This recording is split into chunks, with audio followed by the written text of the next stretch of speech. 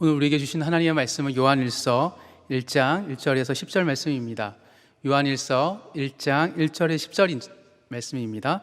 제가 한 절, 여러분이 한 절 각자의 자리에서 함께 교독하면서 우리가 1절부터 10절까지 우리에게 주신 하나님의 말씀을 같이 묵상하고 읊조리는 시간 갖도록 하겠습니다. 제가 먼저 읽겠습니다. 태초부터 있는 생명의 말씀에 관하여는 우리가 들은 바요, 눈으로 본 바요, 자세히 보고 우리의 손으로 만진 바라. 이 생명이 나타내신 바 된지라. 이 영원한 생명을 우리가 보았고 증언하여 너희에게 전하노니 이는 아버지와 함께 계시다가 우리에게 나타내신 바 된 이시니라. 우리가 보고 들은 바를 너희에게도 전함은 너희로 우리와 사귐이 있게 하려 함이니 우리의 사귐은 아버지와 그의 아들 예수 그리스도와 더불어 누림이라. 우리가 이것을 쓰면 우리의 기쁨이 충만하게 하려 함이라. 우리가 그에게서 듣고 너희에게 전하는 소식은 이것이니 곧 하나님은 빛이시라. 그에게는 어둠이 조금도 없으시다는 것이니라. 만일 우리가 하나님과 사귐이 있다 하고 어둠에 행하면 거짓말을 하고 진리를 행하지 아니함 이거니와 그가 빛 가운데 계신 것 같이 우리도 빛 가운데 행하면 우리가 서로 사귐이 있고 그 아들 예수의 피가 우리를 모든 죄에서 깨끗하게 하실 것이요 만일 우리가 죄가 없다고 말하면 스스로 속이고 또 진리가 우리 속에 있지 아니할 것이요 만일 우리가 우리 죄를 자백하면 그는 미쁘시고 의로우사 우리 죄를 사하시며 우리를 모든 불의에서 깨끗하게 하실 것이요. 다 같이 읽겠습니다. 만일 우리가 범죄하지 아니하였다 하면 하나님을 거짓말하는 이로 만드는 것이니 또한 그의 말씀이 우리 속에 있지 아니하니라. 아멘. 오늘 요한일서 1장 1절에서 10절 말씀을 가지고 만일 기쁨이 메말라 간다면 이라는 제목을 가지고 제가 묵상하고 은혜 받은 것들을 함께 나누는 시간 갖도록 하겠습니다. 앞으로 4주 동안 저희가 요한일서 서신의 말씀을 묵상할 텐데요, 정말 하나님께서 우리에게 주시는 생명과 같은 그런 말씀이 될 줄 믿습니다. 하나님 우리의 삶과 우리의 일터와 우리의 가정과 우리의 골방 속에서 가지고 있는 우리의 질문에 답하십니다. 살아계셔서. 이 서신이 그 당시 많은 믿음의 사람들에게 보냈던 요한의 서신이지만 또 2000년 후 지금 우리에게 주시는 하나님의 음성이 될 줄 믿습니다. 요한일서의 저자는 예수님의 제자 사도 요한입니다.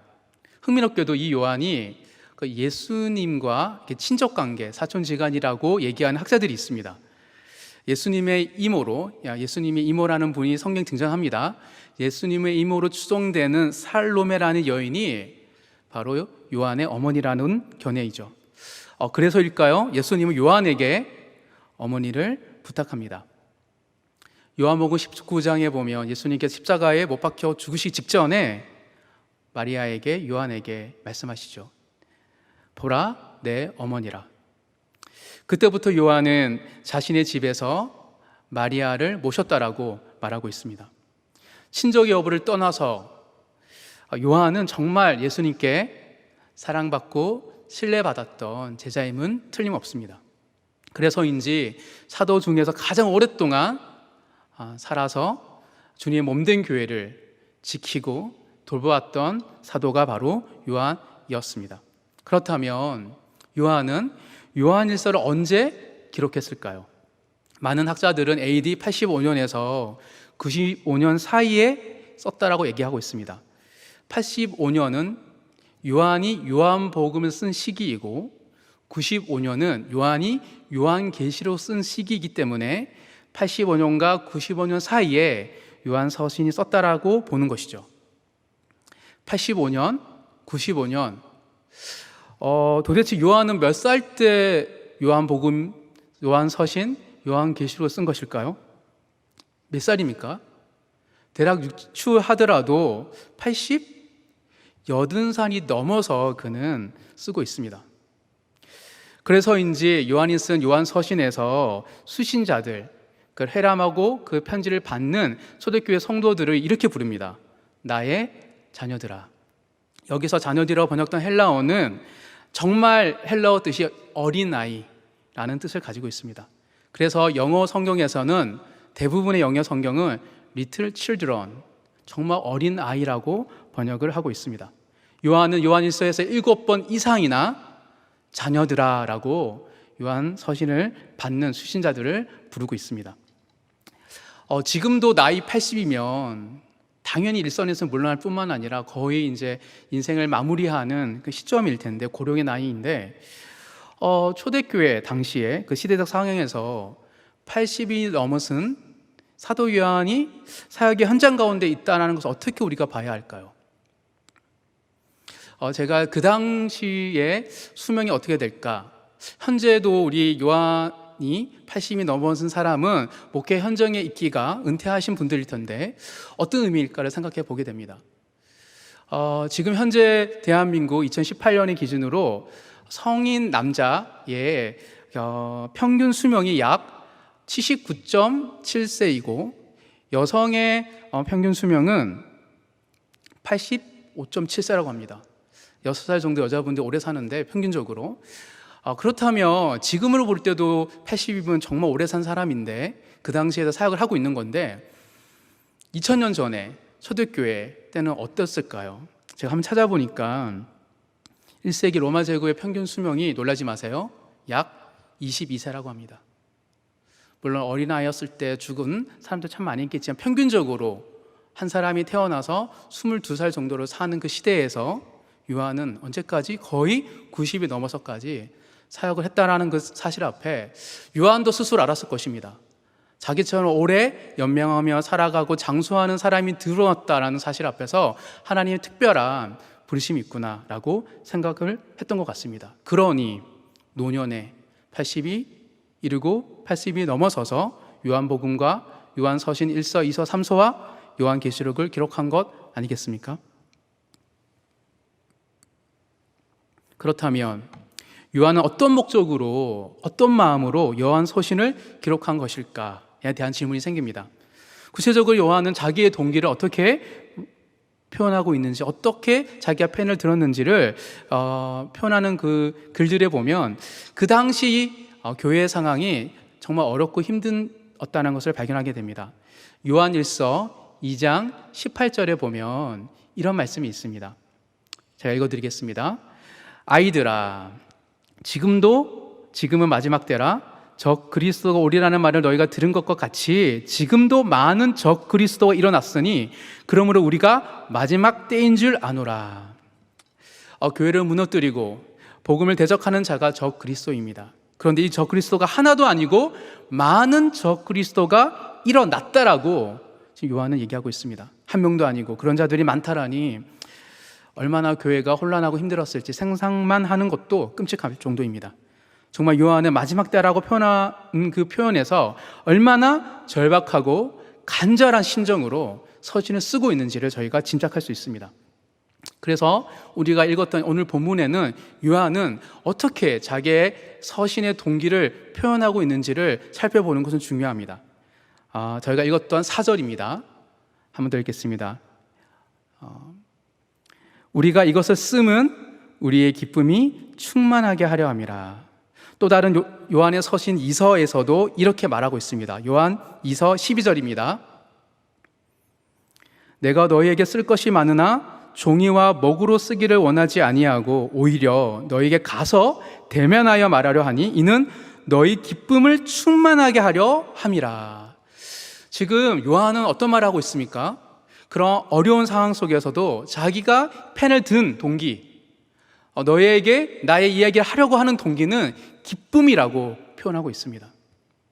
적그리스도가 교회를 경곡하고 거짓 가르침이 독버섯처럼 피어나는데 어찌 기쁨이 요한에게 가장 큰 우선순위가 될 수 있었을까요? 여러분 어떻게 생각하세요? 여러분이 만약에 요한의 입장이라면 요한처럼 그런 마음을 가지기가 쉬웠을까요? 교회와 예수님을 대적하는 자들이 우리의 믿음을 흔들어 놓고 영적, 육체적 탄압 가운데 죽어가고 있는, 그리고 교회를 떠나가고 있는 수많은 성도들을 소식을 듣고 볼 때 어떤 마음이 들었을까요? 그리고 이런 상황을 바라볼 때 이건 정말 종말의 때야, 주님이 진짜 오시는가 봐 라고 할 정도로, 마지막이라고 생각할 들 정도로 절망과 고통과 그리고 희망 없는 그 시대적 상황 속에서 지금 사도는, 그리고 요한은 홀로 남았습니다. 대다수의 의지했던 믿음의 동력자들은 먼저 소천하고 자기 혼자 80을 넘어서서 그런 교회의 시대적 상황과 환경과 그런 상황을 견디고 있는 그 노년의 요한에게 외로움과 슬픔과 애잔함과 더 나아가서 옛날을 그리워하는 마음이 생기지 않았을까요? 여러분이라면 요한처럼 우리는 지금 기쁨을 누리고 있다, 그리고 우리와 함께 기쁨을 충만히 누리자라고 감히 얘기할 수 있었겠습니까? 저는 그런 질문을 가지게 되었습니다. 도대체 요한은 어떻게 이 놀라운 고백을 할 수 있을까? 그렇게 적그리스도가 많고 마지막 때라고 얘기하는 그 순간에 80이 넘어서서 펜을 들 수밖에 없는 시대적 나라한 어려움 가운데 그는 왜 기쁨을 회복하자, 기쁨을 누리고 있다라고 얘기할 수 있었을까요? 마치 상황과 환경을 초월한 자처럼 그는 이야기하고 있습니다. 기쁨을 충만하게 하려 함이라. 이에 대해서 요한의 첫말 1절, 2절, 3절에서 요한이 왜 기쁨을 얘기할 수 있을까에 대한 그 원인을 찾을 수 있습니다. 우리 1절, 2절, 3절을 한 번 더 읽도록 하겠습니다. 함께 읽겠습니다. 태초부터 있는 생명의 말씀에 관하여는 우리가 들은 바요, 눈으로 본 바요, 자세히 보고 우리의 손으로 만진 바라. 이 생명이 나타내신 바 된지라. 이 영원한 생명 우리가 보았고 증언하여 너희에게 전하노니 이는 아버지와 함께 계시다가 우리에게 나타나신 바 된 이시니라. 우리가 보고 들은 바를 너희에게 전함은 너희로 우리와 사귐이 있게 하려 함이니 우리의 사귐은 아버지와 그의 아들 예수 그리스도와 더불어 누림이라. 무슨 말을 하고 있습니까? 지금 그 예수 그리스도를 이야기하면서 그 하나님과 예수님과 더불어 누리고 있다라고 얘기하고 있습니다. 근데 요한 서신은 쓰면서 1절, 2절, 3절을 얘기할 뿐만 아니라 그는 요한복음을 이야기할 때도 이와 동일한 이야기를 합니다. 요한복음 1장 1절인데요. 태초에 말씀이 계시니라. 이 말씀이 하나님과 함께 계셨으니 이 말씀은 곧 하나님이시니라. 예수님을 선포하고 있습니다. 태초부터 있는 생명 말씀 누구입니까? 예수 그리스도입니다. 요한 2서에서도 동일하게 얘기하고요. 요한 계시록에서도 예수 그리스도 태초부터 계신 그 예수님을 이야기하고 있는 것이 요한의 특징입니다. 즉 요한은 이 예수 그리스도의 믿음의 선포를 통하여서 그는 그의 모든 이야기를 시작하고 있습니다. 마치 요한은 이렇게 말하는 것 같습니다. 경향된 어조로 이렇게 외치듯이 말입니다. 우리는 예수님을 만났고 그리고 믿게 되었다. 예수님을 본 많은 사람들은 예수님의 가르침과 기적에 놀라 예수님을 따라다녔지만 우리는 예수님을 온 세상을 구원한 하나님의 아들로 믿게 되었다. 이 믿음으로 말미암아 영원한 생명을 얻었고 그리고 구원에 따른 영생을 누리는 특권을 우리가 얻었다. 이 영생은 과거형이 아니라 현재 진행형이다. 살아계신 삼위일체 하나님의 영적 연합과 교제 가운데 우리가 초대받은 놀라운 특권이기 때문이다. 그러하니 어찌 하나님의 기쁨이 충만하지 않을 수 있겠는가? 이처럼 요한은 예수 그리스도의 복음을 이야기하며 그의 기쁨을 이야기하고 있습니다. 사랑하는 청년부 여러분, 그리고 우리가 믿고 있는 이 구원은 어떤 구원입니까? 하나님의 선물입니다. 이로써 우리는 하나님의 자녀가 되는 권세를 얻었습니다. 즉 하나님과 관계에 있어서 신분의 변화는 태초부터 예정하신 하나님의 주권적인 선물입니다. 어떤 면에서는 하나님의 행위이기 때문에 과거형이라고 생각할 수 있습니다. 그러하니 그 무엇도 그 누구도 그 어떤 것도 하나님의 사랑에서 우리를 끊을 수 없다라고 성경에서 얘기하고 있는 것이죠. 하지만 또한 구원은, 우리가 믿고 있는 구원은 현재형이기도 합니다. 하나님의 자녀로서 신분으로 하나님의 교제 가운데 참여할 수 있는 특권이 주어졌기 때문입니다. 지금도 살아 자존하시고 살아 연합하시는 삼위일체 하나님의 온전한 영적 연합 가운데 우리가 초대받았기 때문입니다. 그래서 하나님은 창세 이전부터 삼위일체 하나님께서 서로의 나눔과 소통과 사랑을 통하여서 창조하시고 당신을 닮은 인간을 만드시고 그들을 구원하신다라고 성경은 말하고 있습니다. 근데 그 가운데 우리가 참여하게 될 수 있다는 것, 이게 얼마나 놀라운 사건입니까? 어떤 피조물이 감히 창조주 하나님과 함께 거할 수 있다는 말입니까? 이것은 신적 연합에 참여할 수 있는 특권이기 때문에 그 놀라운 하나님과의 더불어 누리는 그곳 가운데 바로 요한이 거하기 때문에 기쁨이 충만하다고 이야기하고 있는 것입니다. 요한은 이 놀라운 기쁨을 지금 이해하고 있습니다. 나누고 싶어 합니다. 바로 그가 충만한 기쁨 가운데 있는 이유, 그건 바로 상황과 환경이 아니라, 교회의 어떠함이 아니라 우리를 구원하시신 하나님의 존재에 있기 때문입니다. 그것을 강조하고 있는 것이죠. 구원은 단순히 천국 가는 티켓을 얻는 미리양에 주어질 구원을 의미하지 않습니다. 절대 끊을 수 없는 사랑으로 하나님의 자녀가 된 예정하심의 확신, 그리고 하나님의 깊은 교제 가운데 누릴 수 있는 현재적 기쁨이 바로 이 구원의 감격 가운데 다 있기 때문이죠. 지금 요한은 이 복음의 정수를 말하면서 이 복음이 얼마나 감격스러운지 이야기하고 있고 함께 나누고 싶다라고 이야기하고 있는 것입니다. 여든이 넘어서 이 영적 기쁨이 메말하지 않는 이유는 바로 여기에 있는 것입니다. 그렇기에 그에게는 적그리스도가 만연하고 마지막 때처럼 느껴지는 그 상황에서도 어쩔 수 없이 자기가 펜을 들고 독려하고 돌볼 수밖에 없는 상황에서도 그는 먼저 기쁨이 가득하다, 기쁨이 충만할 수 있다, 그 기쁨을 충만하게 너희가 나누고 싶다라고 얘기하는 것이죠. 그에게는 걱정과 염려가 그가 펜을 든 동기가 아니었습니다. 그에게는 여전히 살아계신 하나님에 대한 기쁨의 감격이 있었던 것이기 때문입니다. 마지막 때가 다가올수록 오히려 더욱 그래야 하는 것입니다.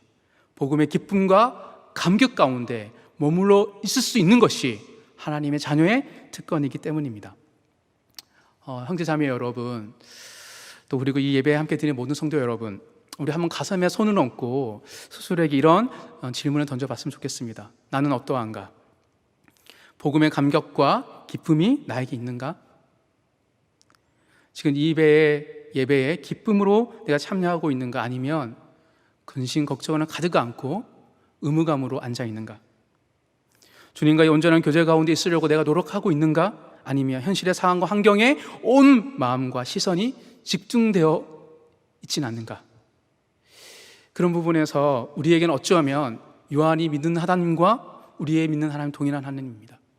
근데 우리에게는 그 기쁨이 상실한 것은, 메말라 가는 이유는 어쩌면 우리 안에 상황과 환경에 대한 함몰된 우리의 믿음이지 않을까 생각합니다. 그러니 여든이 넘은 요한은 이 복음의 감격을 잃어가며 기쁨이 메말라가고 있는 초대교회 성도들을 바라보면서 아비의 심정으로 자녀에게 말하듯이 권면하고 있습니다. 자녀들아, 복음의 감격과 기쁨을 온전히 누리자라고 말입니다. 요한일서를 통해 무더운 여름 8월 한 달 동안 우리에게 말씀하신 주님 음성을 깨닫고 다시 우리의 신앙의 기쁨이 회복되는 우리 모든 청년부 되기를 간절히 소망합니다.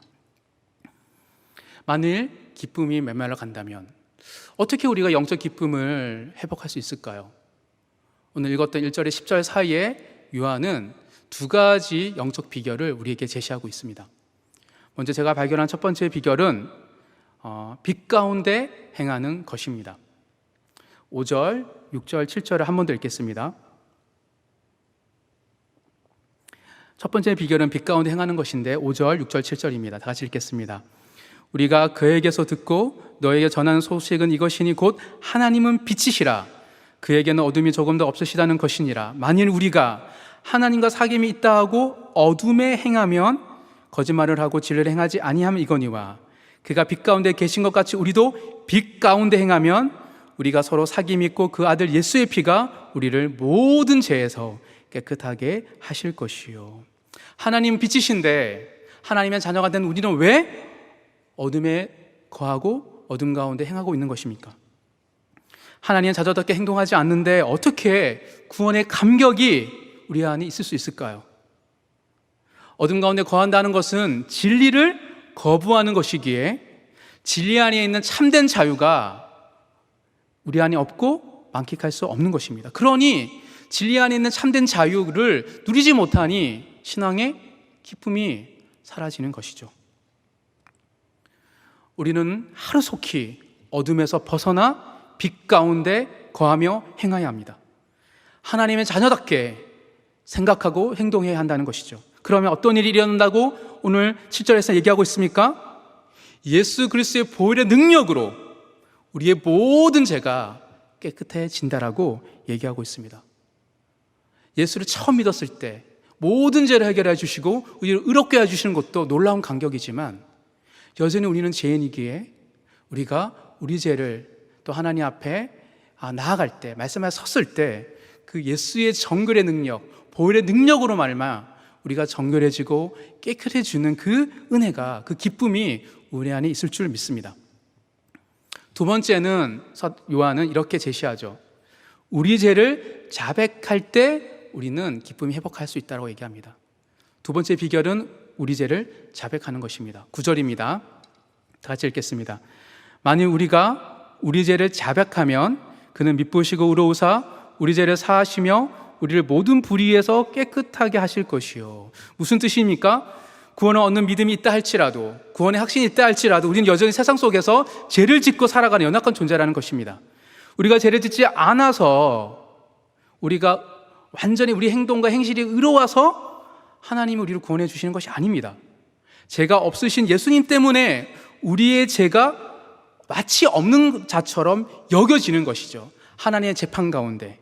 이것이 이신칭의 믿음으로 구원받는 진리의 놀라운 정수입니다. 구원의 확신이 있다고 해서, 달리 말하면 죄를 짓지 않는다고 만약 생각한다면, 예수 믿고 나서 이제 죄를 짓지 않는다라고 생각한다면 이보다 더 비성경적인 생각은 없을 것입니다. 성경은 절대 그렇게 얘기하고 있지 않기 때문이죠. 우리는 얼마든지 예수 믿고 나서도 죄를 지을 수 있는 죄인입니다. 단지 주님의 은혜로 구원을 받았을 뿐입니다. 그런데 우리에게 어떤 놀라운 변화가 있습니까? 예수 믿고 나서 변화가 없나요? 여전히 똑같은가요? 아닙니다. 예수 믿고 나서 완전한 의인이 되는 것도 아니지만 예수 믿고 나서 큰 변화가 있습니다. 그게 바로 예수 믿기 전에는 우리가 어떤 행동을 하고 어떤 돌이킴을 하더라도 그것이 하나님 보시기에 의롭지 않습니다. 그런데 이제는 하나님의 자녀가 되었기 때문에 우리가 의로우신 하나님 보좌 앞에 담대히 나아갈 수 있는 특권을 얻은 것입니다. 이게 구원받는 놀라운 변화인 것입니다. 예수님으로 말미암아 언제든지 우리가 죄를 자백할 수 있습니다. 사랑하는 성도 여러분, 우리가 죄를 자백한다고 하나님이 들어줄 의무가 있으신가요? 없습니다. 예수님 때문에 하나님께 이름을 부를 수 있고 하나님께 죄를 고백할 수 있고 우리가 죄를 깨끗게 받을 수 있다는 것을 놀라운 복음의 진리이죠. 그런 부분에서 우리가 이 죄인임에도 불구하고 우리가 예수로 말미암아 하나님 보좌 앞에 담대히 나아가고 하나님 앞에 우리 죄를 고백할 수 있고 우리의 죄가 사함받을 수 있는 특권이 우리에게 주어진 것입니다. 그 특권을 얼마나 누리고 계신가요? 죄를 자백하는 것, 나의 이야기를, 나의 아픔을, 나의 내면에 있는 부끄러운 욕망을 얼마나 주님께 고백하고 계신가요?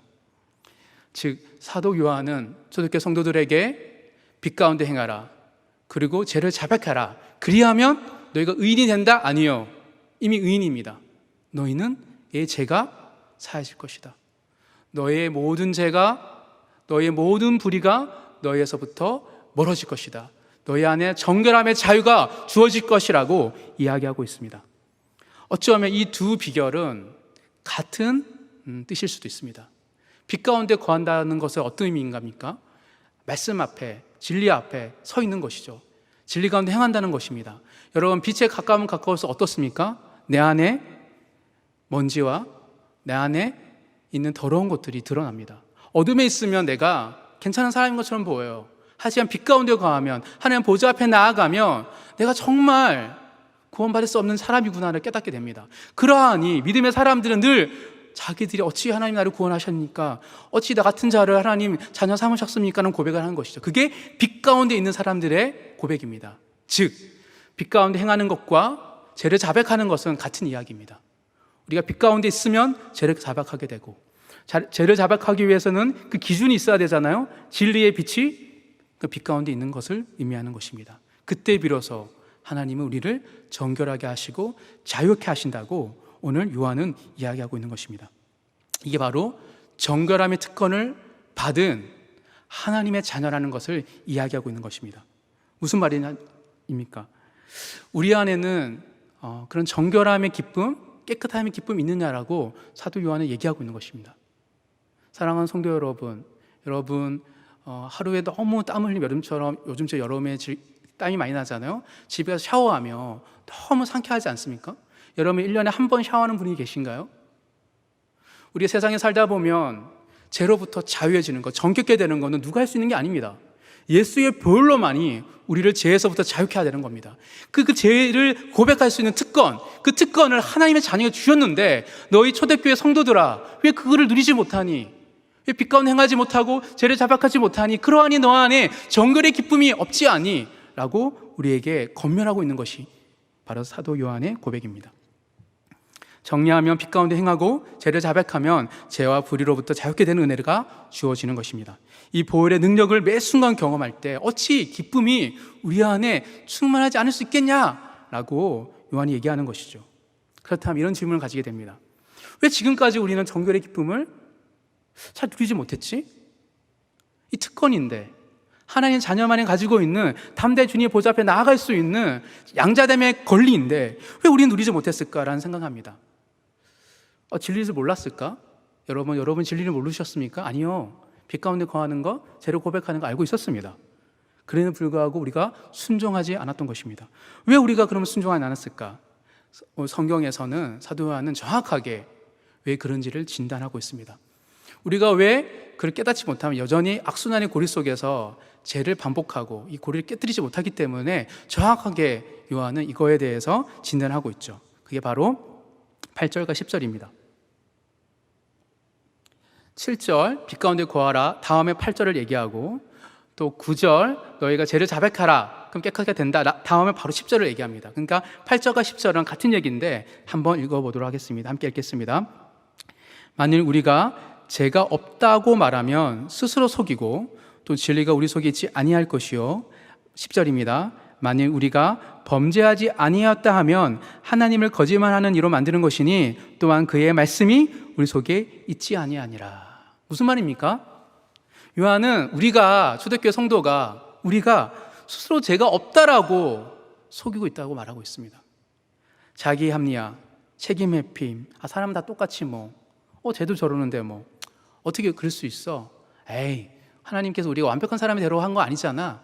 괜찮아. 난 여러 가지 말들로 우리가 스스로 속이고 있는 것입니다. 더 나아가 이것은 우리를 속이는 것뿐만 아니라 누구를 속이고 있는 것이라고요? 하나님을 거짓말하는 자로 만드는 하나님을 기만하는 영적 기만이라고 요한은 강조하고 있습니다.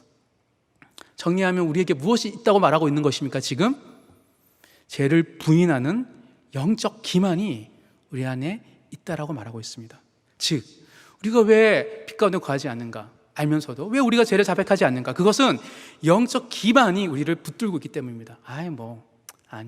다 똑같지 나 회개하면 돼. 하나님 다 품어주실 거야. 이런저런 변명과 자기 합리과 내가 복음으로 성경이 있지 않는데 내가 생각하는 복음으로 내가 나의 죄를 거부하고 있는 우리 안에 있는 그 영적 기반이 있기 때문에 너희가 고백하지 않는다는 것이죠. 곰곰이 생각하면 설득이 됩니다. 우리가 왜 자백하지 않았지? 그 이유는 무엇이지? 정신 번쩍 들면서 그래 하나님께 기도하면 우리 안에 정결해 주는데 아니 땀이 흘려도 목욕하면 시원한데 상쾌한데 하나님께 기도할 때 내 죄를 고백할 때 죄로부터 자유케 하는 그 경험 너무 좋지 않았어? 왜 그걸 내가 그동안 안 했지? 라고 생각해 본다면 우리가 그 죄를 죄라고 생각하지 않았다는 것을 깨닫게 됩니다. 우리가 생각보다 죄를 인정하지 않았습니다. 이렇게 한번 생각해 봅시다. 여러분이 이제 만나고 있는 사랑하고 있는 사람들 있잖아요. 여러분 주위 사람들이 싫어하고 혐오하고 막 너무 싫어 하는 그 행동을 알고 있는데 여러분 그 행동을 계속 하십니까? 조금 더 다르게 얘기해 볼게요. 직장 상사가 불같이 하는 행동이 있어요. 화를 내는 행동이 있어요. 내가 어떤 행동에. 근데 그 행동을 아무렇지 않게 다시 직장 상사 앞에서 하실 분 계신가요? 절대 그렇지 않죠. 그런데 왜 하나님 앞에서는 죄를 반복해서 짓고 있는 것입니까? 분명합니다. 우리는 죄에 대해서 심각하게 생각하고 있지 않습니다. 그렇다면 왜 우리가 죄에 대해서 하나님 혐오하시고 하나님께서 진노하신다는 것을 알았음에도 불구하고 그것을 느끼지 못했을까요? 어느 순간 우리가 죄에 대해서 무뎌지기 때문입니다. 왜 우리가 무뎌졌을까? 하나님은 사람인데 나 찬양하고 은혜 받고 말씀 앞에 내 삶을 던지겠다, 하나님 제자가 되겠다 얘기했는데, 11조를 내기도 하고 내 삶을 드리려고 했는데 왜 나는 죄에 대해 무뎌졌지? 라고 생각해 보면 그게 바로 영적 기만이라는 것을 깨닫게 됩니다. 신앙의 연수가 커지면 커질수록, 하나님에 대한 알면 알수록 우리는 내가 스스로 하나님을 생각하고 판단하고 내가 결정하죠. 왜 도대체 이 영적 기만이 우리 안에 있을까? 이 영적으로 기만이 가득한 사람은 어떤 특징이 있냐면, 하나님의 진노하심에 대해서는 머리로 압니다.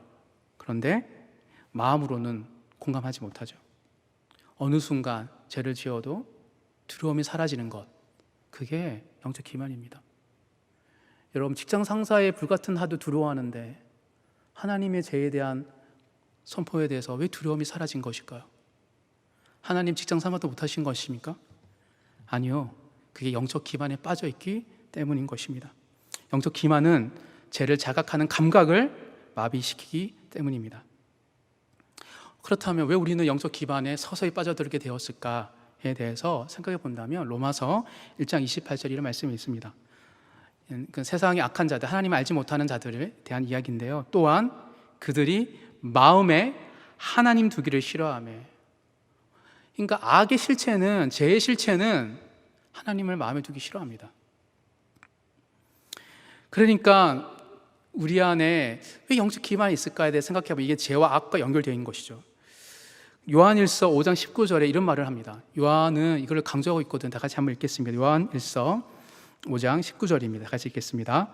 또 아는 것은 우리는 하나님께 속하고 온 세상은 악한 자 안에 처한 것이며. 무슨 말입니까? 요한은 분명히 얘기합니다. 맞아, 너는 하나님의 자녀야. 그런데 세상은 악한 자가 지배하고 있어. 악의 실체는 무엇인지 알아? 하나님을 마음에 두기 싫어하는 거야. 한 사람이 아니야, 온 세상이 하나님을 마음에 두기 싫어하는 세상 속에 너가 있다는 사실을 꼭 기억하라고 이야기하고 있는 것입니다. 악한 자가 지배하는 세상에 살다 보면 어느 순간 마치 하나님에 대해서 생각하지 않는 것이 자연스럽게 됩니다. 일주일의 삶을 직장에서 살다 보면 하나님 없는 것처럼 살게 되는 것이죠. 여러분, 직장에서 하나님이 어떻게 말씀하셨어요? 하나님 이런 마음입니다라고 얘기할 수 있습니까? 없죠. 하나님이 없다라는 전제 가운데 사고하고 행동하는 세상이 있다 보니 우리 안에 하나님의 시선으로 우리의 삶을, 우리의 내면을 뒤돌아보는 것들이 서서히 메말라가는 것입니다. 이러니 서서히 영적 기만에 빠져들어가는 것입니다. 죄의 수렁에 빠져들어가듯이 우리는 서서히 우리의 삶에 하나님이 없는 것처럼, 나의 행동에 하나님 뜻이 없는 것처럼 느껴지는 것이죠. 주 안에서 사랑하는 형제 자매 여러분, 믿음의 동지 여러분, 지난 한 주 동안 어떻게 사셨습니까?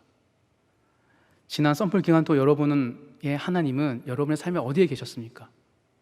우리의 마음의 집 어디에 주님을 모셨고 주님과 함께 교제하셨습니까?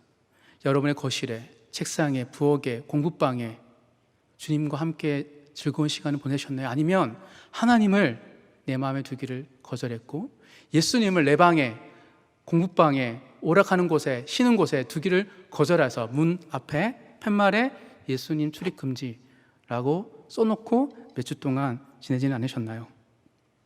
그것이 악의 실체이며 그것이 영적 기반에 빠진, 그래서 하나님의 자녀임에도 불구하고 세상에 속한 자처럼 살아가는 우리의 모습이 아닐까 생각해 봅니다.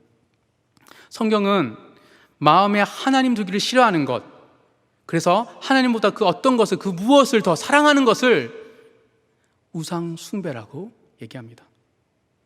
하나님 자리에 하나님이 아닌 것들을 세우는 것, 하나님을 찾지 않고 하나님을 구하지 않고 하나님 갈망하지 않는 것을 우상 숭배라고, 구약부터 신약 이르기까지 누누이 지속적으로 이야기한 우상 숭배가 바로 하나님 마음에 두지 않는 것, 그리고 영적 기만에 빠져 하나님 내 방에서 몰아내는 것이라고 성경은 얘기하고 있습니다. 이렇게 우리가 살고 있는 세상이 악한 자의 지배 가운데 하나님 마음에 두지 않는 사람들로 가득하다 보니 우리는 영향을 받는 것이고, 또한 우리의 내면 안에는 여전히 부끄러운 욕망이 들끓고 있기 때문에 우리는 세상과 함께 손을 잡고 보내는 것 아닙니까? 그러니 영적 기만에 빠져 내가 죄인임에 불구하고 죄를 자복하는 심정으로 주님께 고백하지 않으니 예수님 보혈의 예수 그리스도의 보혈의 능력으로 말미암아 치유되는 그 정결의 기쁨이 없는 것이죠. 나를 정결케 해주는 기쁨이, 그 감격이 사라진 것입니다. 기도할 때 흐느끼며 하나님이 그 위로가 내 안에 있는 것이 사라진 것입니다. 그렇다면 어떻게 우리 영적 기만의 수렁에서 빠져나올 수 있을까에 대한 생각을 하게 됩니다. 과연 할 수 있을까? 알겠어. 우리가 기쁨이 상실한 거는 빛 가운데 거하지 않아서야, 그 재래 자백하지 않아서야. 알겠어. 근데 우리가 영적 기만에 빠져 있대. 영적 기만을 어떻게 극복할 수 있지? 라는 질문을 던져보면 성경은 뭐라 그럴까요? 가능하다고 얘기합니까? 아니요. 또 실패할 것을 예상하고 있습니다. 요한일서는 1장부터 10절이고요. 10절 다음이 요한일서 2장 1절인데 요한일서 2장 1절에서 어떻게 얘기하는지 한번 다 같이 읽어봤으면 좋겠습니다. 요한일서 2장 1절입니다. 다 같이 읽겠습니다.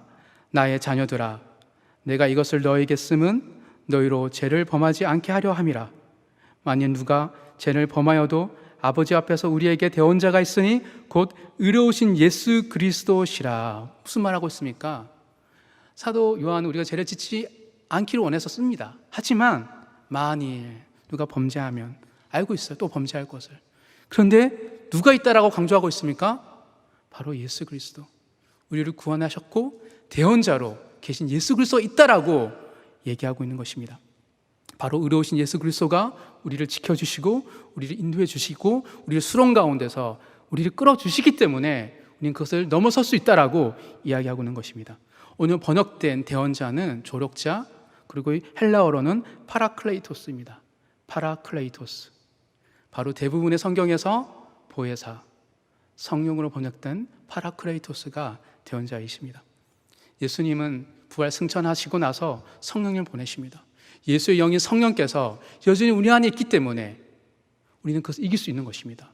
이 땅에 오셔서 친히 인간의 몸으로 우리와 같처럼 동일에 사셨긴 예수님은 얼마나 힘든지 악한 자의 권세 속에서 우리 안에 들끓고 있는 그 죄 가운데 그를 거부하며 믿음의 길을 걸어간다는 것을 얼마나 힘든지 너무 잘 알고 계셨습니다. 하지만 예수님은 죄를 범하지 않으셨죠. 그러하기에 우리들에게 떠나시며 내가 떠나는 게 낫다. 왜? 성령을 너에게 보냈기 때문입니다 라고 하면서 예수의 영인 성령을 보내셨습니다. 예수님을 믿는다는 것은 성령님이 우리 안에 계신 것입니다. 그 보혜사는 우리의 대언자이며 우리의 조력자이며 우리를 돕는 분입니다. 수렁 가운데 허덕일 때 우리의 손을 붙들고 이끌어 주시는 분이 바로 예수의 영 성령이기 때문입니다. 때때로 읊조리며 나아갈 때 한없이 연약하고 나약하여서 그래 지난주 지었던 죄를 또 내가 고백하는구나 자책할 절망 가운데 있을 때도 죄책감이 아니라 그럼에도 불구하고 주님께 고백할 때 하늘부터 부어주시는 보혈의 능력이 머리부터 발끝까지 나의 몸을 적셔 나를 의로운 자로 정결한 자로 깨끗한 자로 빚어가시는 그 예수의 능력을 경험할 때 그 감격이 우리 안에 있다라는 것입니다. 그 성령님이 그렇게 고백할 수 있도록 그렇게 엎드릴 수 있도록 빛 가운데 거할 수 있도록 또 넘어져도 또 실족해도 또 하나님 보기에 부끄러울지라도 그 길을 걸을 수 있도록 우리에게 격려해 주시고 위로해 주시고 할 수 있다라고 얘기해 주신 분이 계시다라고 지금 요한은 얘기하고 있는 것입니다. 악한 세상이 지배한 곳에서 이 얼마나 놀라운 고백입니까? 죄를 범하지 않을 수 있다는 그 고백은 예수 그리스도를 온전히 의지하는 자의 고백입니다. 왜냐하면 우리 주님이 친히 이 땅에서 그 믿음의 본을 보여주셨기 때문입니다. 우리는 할 수 없습니다. 요한은 초대교회 성도들이 이 서신을 듣고 할 수 있다고 생각한 게 아닙니다. 하지만 그들 안에 있는 예수 그리스도 성령님을 의지하고 바라보고 성부, 성자, 성령 하나님과의 관계 속에 너희가 온전히 있다라면 환경과 상황은 변하지 않을지라도 너 안에 기쁨이 샘솟을 것이고 네 안에 하나님이 주신 힘이 있을 것이라고 얘기하고 있는 것입니다. 사랑하는 청년부 형제 자매 여러분, 또 함께 예배드리는 참석한 모든 성도 여러분, 우리는 과연 어떻게 해야 할까요? 우리는 빛 가운데 거해야 됩니다. 빛은 무엇입니까? 하나님 말씀입니다. 때를 어떤지 못 어떤지가 주의 말씀을 묵상하고 나눌 때 우리는 그 안에서 우리가 어떠한 존재인지 깨닫습니다. 내가 하나님 없이 살았구나, 하나님 멀리 뒀구나. 그 순간 그 자리에서 하나님 제가 이렇게 살았네요. 고백할 때 하나님 우리에게 치유해 주시고 우리 죄를 깨끗해 주시고 죄로부터 자유케 드는 권세를 부어주실 것입니다. 우리의 GBS가 이번 8월 한 달 동안 요한일서를 묵상할 때 나한테 찾아오셔서 위로해 주시고 권면해 주시고 멀리 떨어서 온라인으로 GBS를 하지만 함께 나의 죄를 고백하고 또 하나님께 흐느끼며 고백할 때 그런 정결의 기쁨으로 가득한 GBS가 될 줄 믿습니다. 또 한편 우리의 삶 가운데 나는 할 수 없다. 그래, 예수 그리스도, 예수님이 내가 2000년 전에만 필요한 존재가 아니었구나. 내가 처음 예수를 믿었을 때만 필요한 존재가 아니셨구나. 지금 이 순간 여전히 예수님이 필요하구나. 내가 죄를 짓을 때마다, 내가 힘들 때마다, 넘어질 때마다 내가 구하고 찾고 두드려 할 분은 바로 예수님이구나 라는 고백 속에서 주님을 찾고 구하시는 하나님의 자녀가 되는, 그리하여서 말씀 가운데 행하며 또 죄를 자백하며 부어주시는 정결의 기쁨을 회복하는 온 성도들 되기를 주님의 이름으로 축복합니다.